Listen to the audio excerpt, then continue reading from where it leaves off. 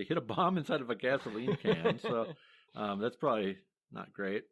They did that. Then soon after that, Ollie O'Mara, who we mentioned, somebody robbed his billiard hall.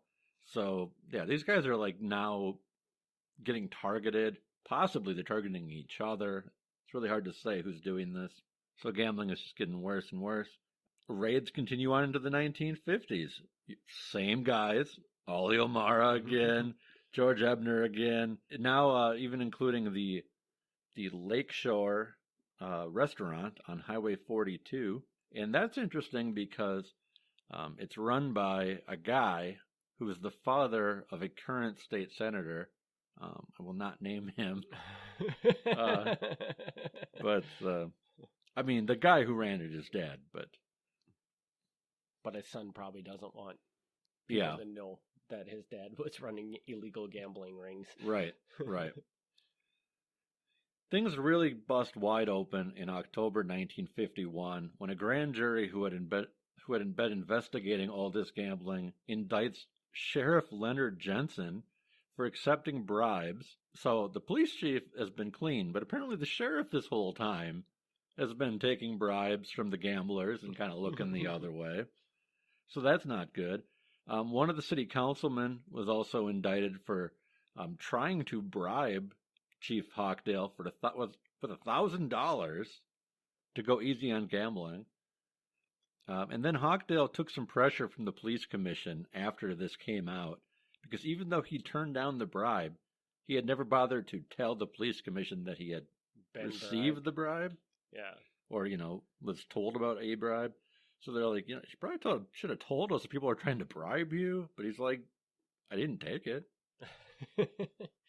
Well, and shouldn't that person have been immediately arrested for trying to bribe him?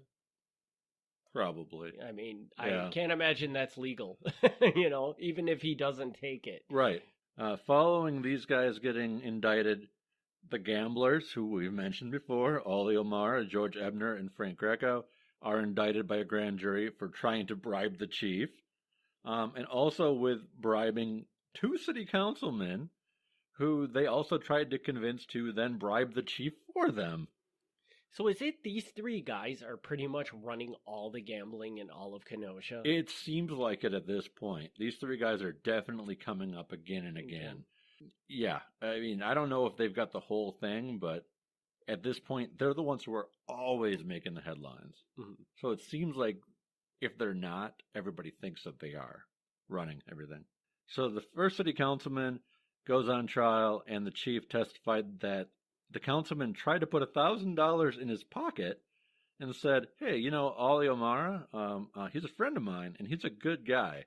So you should probably not bust him for gambling, at least not till after Christmas. I mean, let him have Christmas. The chief was like, no. The councilman's defense was like, there's no proof that this ever happened. There's nothing here where you can say that I ever did this other than the chief saying that I did this. And it's well known that the chief and I have political differences, so he could just be making up this whole story. I mean, fair defense, really. Yeah, I mean, I don't know. I feel like that should hit the chief saying that it happened should hold a little bit of weight, but it totally could be made up. It definitely does, but what is the actual evidence? Yeah, I don't know. The jury deliberated for 5 hours, and was the city councilman guilty or not guilty?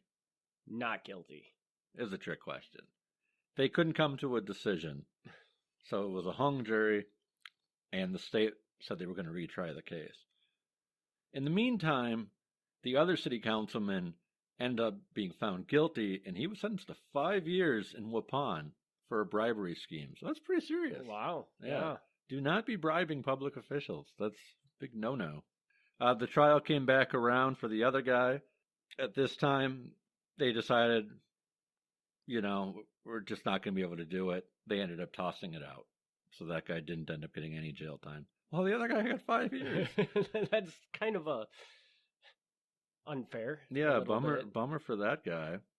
1954, Haukedah is again personally overseeing a murder case. This time, the beating death of a woman named Mary Worley by an ex-convict in a West Side tavern. She was bruised and cut in numerous places on her head and body. Initial reports did not release the man's name, but said he had served time in Green Bay for burglary. They end up getting that guy. Another murder solved. They do a much better job than Milwaukee, I would say. It seems like it, yeah. All right, here's a bad story. In Kenosha, between Memorial Day and Labor Day 1955, so basically summer to 55, there were no traffic fatalities in Kenosha. Now, to me, that doesn't sound like that big of a deal, that nobody dies in a traffic accident for 3 months, but apparently that was really good. So the state said, okay, we're going to give you guys an award. Congratulations to the people of Kenosha and the police for monitoring traffic and going the entire summer with no traffic fatalities. Fantastic.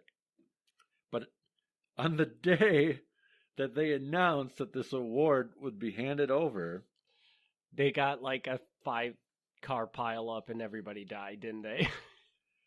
3 children ended up dying in traffic accidents within 48 hours. What? One 14-year-old boy named Robert Lucas was hit by a car while on his bike and went flying into another oncoming car. He landed face down and continued to skid, his face almost completely removed from his head by the friction. Oh my God! But they still got the award. So they still gave him the award, though. Yeah, they still had a good summer. I would have loved to have been at that award ceremony. Like, did they just ignore the fact of everything that just happened and was like, yeah. There's still some gambling investigations going on, but it seems like those big guys had kind of dropped off at this point. Whether they're in jail or what, but they're not getting arrested as much anymore by the late 50s. A big murder happens in December 1958 when Kenosha nightclub owner Arthur Molinaro was murdered. His hands were bound by his own necktie, and he was then shot. The case received a good deal of attention. Not only was it a murder, which gets good attention, but Molinaro was from a well-known family. Members of his family were in the police department, lawyers. One ends up being a well-known actor from the TV show Happy Days. So people knew who he was. Although any number of shady characters could have been involved, the suspect turned out to be Ivo Ivanek, a Navy man stationed at Great Lakes. He was turned in by his female companion. So you can't trust those people at the Great Lakes Naval Base. Yeah, you can't trust those guys. We get up to 1961, and at this point, Chief Haukedah has he's entered into the FBI's police training academy, what they call the National Academy, where you get special extra training on stuff. So he's well received by them. But then in February 1961, the FBI office shoots a memo to J. Edgar Hoover. It began with praise, saying that Haukedah was prominent in law enforcement circles and was a strong friend and supporter of the FBI. But then they passed on the story that Haukedah's wife was seeking a separation as a result of unsubstantiated rumors concerning alleged extramarital affairs. Uh-oh. There was another rumor that Haukedah may have been receiving as much as $500 a month from John Rizzo in order to turn a blind eye to gambling. And we did do a separate Yes, I was just going to say, I totally remember John Rizzo's name. And was he the one that was doing gambling down in Kenosha? Yeah, he was primarily like a Racine guy, but he was mixing with the Kenosha guys for sure. These rumors were of concern to the FBI because Haukedah had been a 1953 graduate of their National Academy, and if the rumors were true, he would have to be removed from the National Academy directory. Can't have cheap steak and gambling bribes. In the FBI directory, huh? Yeah. They continue to raid gambling places, but yeah, now we're seeing a change. It's not those same 3 guys. Now we're seeing John Rizzo. We're seeing Weezer Cavelli. We're seeing this next wave of guys who are more tied into the Milwaukee Mafia guys. Mm-hmm. So by 1961, it's switching over. It's not George Ebner. It's not the Milwaukee Brewers. Why there's this change, I don't know. But yeah, definitely it's gone over.